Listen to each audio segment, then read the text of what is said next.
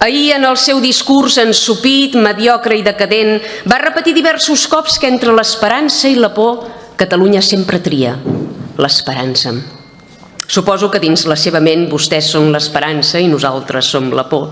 Doncs en aquest supòsit sí, certament va guanyar l'esperança, però perquè l'esperança tenia una subvenció pública milionària darrere, no es descuidi de nombrar-ho.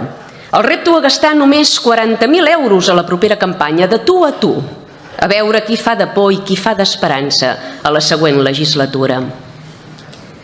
Ahir, després que iniciés la seva intervenció, vam haver d'esperar pacientment un quart d'hora perquè fes referència a Catalunya. Va engegar en Palestina i Gaza, apel·lant a l'esperit solidari de la famosa flotilla. Aquelles embarcacions plenes de youtubers i buides d'ajuda humanitària que van protagonitzar diverses festes a alta mar i que han servit als seus integrants per guanyar fama i diners a base d'arrossegar-se per platós explicant com en són de dolents els israelians i el tracte vexatori viscut a la presó, on sembla que no hi havia tiramisú de postres i el coixí no era prou tou. Quin drama, tu. Durant un quart d'hora va alliçonar-nos sobre el conflicte al Pròxim Orient, qualificant de genocidi la incursió legítima del poble d'Israel a Gaza, incursió que sempre ha tingut per objectiu recuperar els hostatges segrestats pel terrorisme islàmic. Vostè sap què és un genocidi, senyor Illa? Tan llegit i viatjat, m'estora que no ho sàpiga. És l'extermini deliberat d'un grup ètnic. Ho sap que el 20% de la població d'Israel és àrab? Si Israel hagués volgut practicar un genocidi, no hagués començat per casa? No hi ha hagut cap extermini deliberat de grups ètnics ni religiosos i per més que banalitzin aquest terme, per més que intentin assenyalar i deshumanitzar el poble d'Israel, sabem qui és el responsable de l'atemptat del 7 d'octubre i sabem bé també qui ha fet servir indiscriminadament població civil com a carn de canó. Però, esclar, la realitat contradiu la narrativa que vostè necessita per justificar-se. Ara se'ns ha encaparrat a acollir palestins a Catalunya i a garantir-los, segons va dir ahir, educació, sanitat, manutenció i allotjament. Ho sap que a Catalunya hi ha desenes i desenes de sense llar? Qui els garantirà manutenció i allotjament a tots ells? El govern palestí? No se'n donen vergonya? Qui és vostè? El president de Catalunya o el secretari d'Open Arms?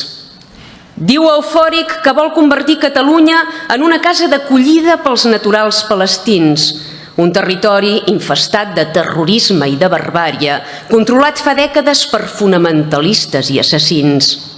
Vol acollir jovent i mainada que ha crescut amb un fusell als dits cridant consignes nazis, que ha estat educada en la violència i la venjança, en el convenciment que l'islam ho és tot i que cal morir i matar per implantar-lo arreu.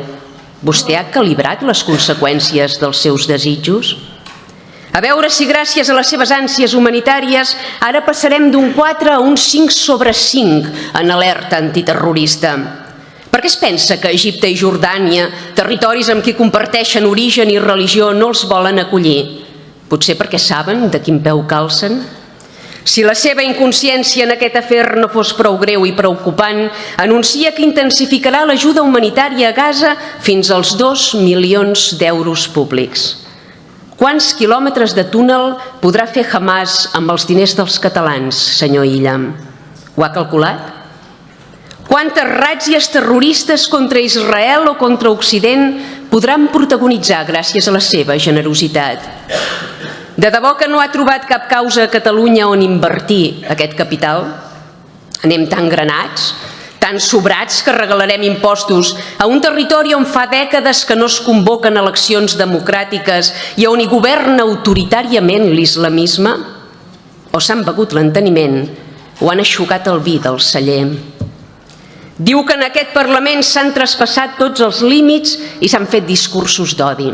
A mi no em miri, Defensar els drets històrics d'un poble, qüestionar les polítiques immigratòries que han devastat el país o denunciar la inseguretat que s'ha ensenyorit dels carrers i places no és odi.